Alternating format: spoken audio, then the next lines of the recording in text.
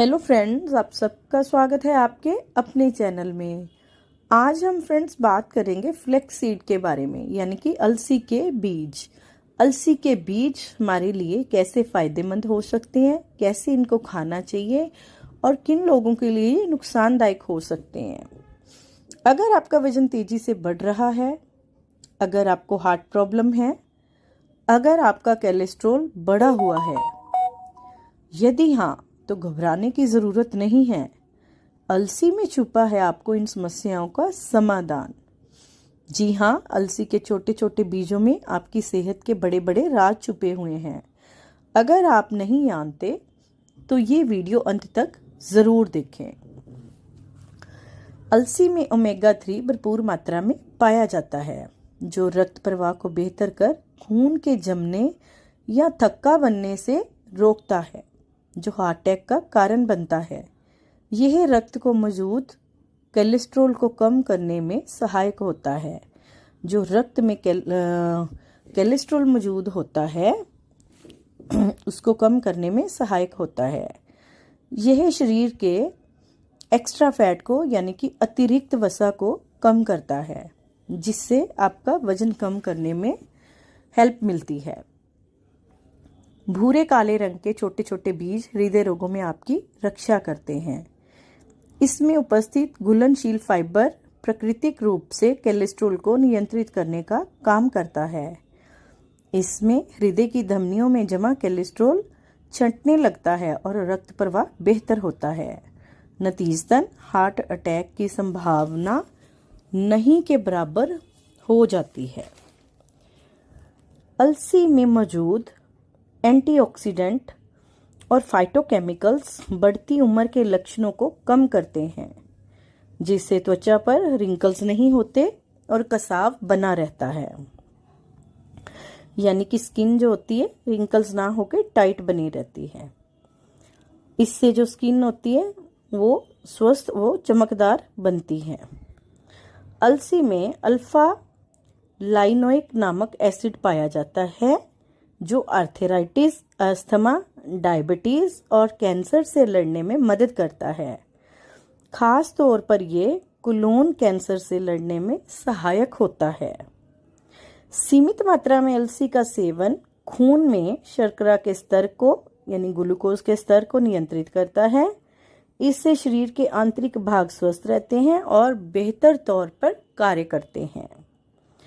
इसमें उपस्थित लाइगन नामक तत्व आंतों में सक्रिय होकर ऐसे तत्व का निर्माण करता है जो फीमेल्स हार्मोन्स को बैलेंस बनाए रखने में हेल्पफुल होता है। अलसी के तेल की मालिश से शरीर के अंग स्वस्थ रहते हैं और बेहतर तरीकों से कार्य करते हैं। इस तेल की मसाज से चेहरे की त्वचा कांतिमय और सॉफ्ट, कोमल हो जाती है। शाकाहारी लोगों के लिए अलसी ओमेगा 3 का बेहतर विकल्प है, क्योंकि अब तक मछली को ओमेगा 3 का अच्छा स्रोत माना जाता था, जिसका सेवन केवल नॉन वेजिटेरियन लोग ही कर पाते थे। प्रतिदिन सुबह शाम 1 चम्मच अलसी का सेवन आपको पूरी तरह स्वस्थ रखने में सहायक होता है। इसे पीसकर पानी के साथ भी लिया जा सकता है। इसे पीसकर ऐसे आप पाउडर फॉर्म में ले सकते हैं। इसको अगर आप भिगो कर लेते हैं सुबह मॉर्निंग ड्रिंक के लिए कई लोग लेते हैं, तो वो अलसी के जो बीज होते हैं वो चबाए नहीं जाते हैं। तो आप ऐसे कर सकते हैं, इसको हल्का सा रोस्ट करके, जैसे आपको अच्छा लगे। चाहे तो आप ऐसे भी खा सकते हैं, कच्चा भी, चाहे तो आप रोस्ट कर लें इसको। जैसे सर्दियों में हम अलसी के लड्डू बनाते हैं, भूनते हैं, वैसे आप रोस्ट करके इसको ग्राइंड कर लें और इसके पाउडर को रात को 1 चम्मच अलसी का पाउडर 1 गिलास पानी में आप भिगो कर रख दें। मॉर्निंग ड्रिंक के तौर पर आप सुबह सुबह इसको खाली पेट पिएं, तो इससे आपका वेट भी कम होगा और बहुत सारे हेल्थ इशू को सॉल्व करने में ये आपकी हेल्प करेगा। अलसी के बीजों को भूनकर आप रख लें और 1 स्पून रात को गिलास पानी में भिगो दें। सुबह इसको पीने से आप बढ़ते वजन और कई बीमारियों से छुटकारा पा सकते हैं। एक दिन में आप 1 से 2 चम्मच अलसी ही लें। अगर आपको किसी तरह की भी एलर्जी है तो आपको अलसी के सेवन से पहले अपने डॉक्टर से परामर्श जरूर करना चाहिए। अपने हेल्थ एक्सपर्ट की सलाह आपको जरूर लेनी चाहिए। अगर आपको किसी चीज़ से एलर्जी है तो नॉर्मली आप ले सकते हैं। प्रेग्नेंट लेडीज़ को भी अलसी का सेवन जो है 9th मंथ तक नहीं करना चाहिए। 9th मंथ के बाद तो बड़े बूढ़े जो होते हैं वो खुद ही, घर की जो बड़ी बुजुर्ग औरतें होती हैं वो कुछ ना कुछ बना के दे देती हैं। तो आजकल तो खैर बीपी वगैरह बच्चों का हाई रहता है, तो उसके लिए तो डॉक्टर्स के पास ही जाना पड़ता है और खुद वो डाइट प्रिस्क्राइब जो करते हैं वही लेनी पड़ती है। पर जो होता है 9 मंथ तक प्रेग्नेंट लेडीज़ को भी नहीं लेना चाहिए। अलसी का तसीर जो होती है वो गर्म होती है। गर्मी में अगर हम गर्मियों में अलसी का सेवन करते हैं तो वो भी प्रॉब्लम दे सकता है। अलसी को आप कच्चा भी खा सकते हैं, 2 टाइम जैसे मैंने बोला खाना होता है, तो आप कच्चा भी खा सकते हैं, भून कर भी खा सकते हैं, जैसे आपकी इच्छा हो। आप अलसी के पाउडर को सैलेड के ऊपर स्प्रिंकल करके, जो बच्चे डाइट करते हैं, वेट ज़्यादा है जिनका, तो उसके लिए वो उसको अलसी को भूनकर उसका पाउडर बनाकर सैलेड के ऊपर स्प्रिंकल करके खा सकते हैं।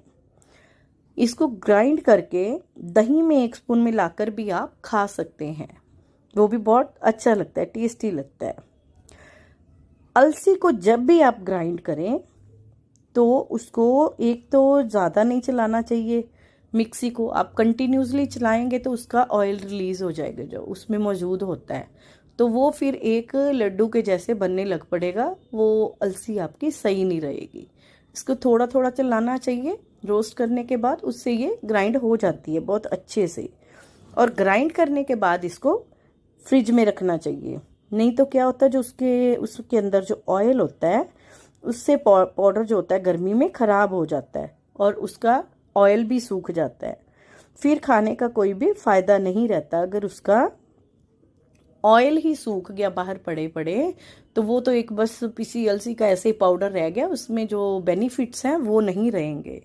तो इसलिए जब भी अलसी को आप ग्राइंड करें, एक तो बिल्कुल हल्के से मिक्सी चलाकर ग्राइंड करें और दूसरा इसको फ्रिज में रखें। आप पाउडर को कभी भी किसी भी फॉर्म में लें, पाउडर की फॉर्म में अगर आप लें, साबुत को हो तो आप वो रख सकते हैं आप बाहर, उसकी कोई दिक्कत नहीं है। लेकिन अगर वो पाउडर फॉर्म में है तो उसको फ्रिज में रखें, क्योंकि उसका ऑयल रिलीज होता है तो वो धीरे धीरे करके वो सूख जाएगा बाहर, तो उसको आप फ्रिज में ही रखें। अगर आपको इसके लिए कोई डाउट हो तो प्लीज़ आप मुझे कमेंट में मैसेज करके ज़रूर पूछ सकते हैं।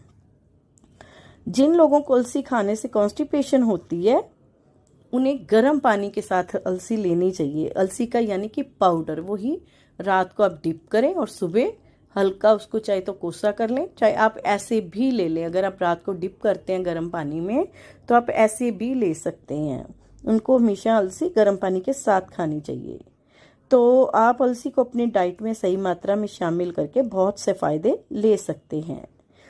अगर आपको कोई गंभीर बीमारी हो, किसी चीज़ से एलर्जी हो, हाई बीपी की प्रॉब्लम हो या कोई भी और ऐसी प्रॉब्लम जो कि आपको लगता है कि उसमें हम चाहे कोई ड्राई फ्रूट हो, जैसे मैंने ड्राई फ्रूट की सीरीज़ में भी बोला था कि जनरली तो हम लोग सब ऐसे सब चीज़ें खा लेते हैं, लेकिन जिनको कोई सीरियस प्रॉब्लम हो, हेल्थ इशू सीरियस वाला हो, एलर्जी हो, उनको बिल्कुल भी नहीं इन चीज़ों का सेवन अपनी मर्जी से नहीं करना चाहिए, कोई भी प्रॉब्लम हो, क्योंकि इसका हम फ़ायदा लेते लेते अपनी बॉडी के साथ हम हो सकता है कोई उल्टा नुकसान कर बैठे।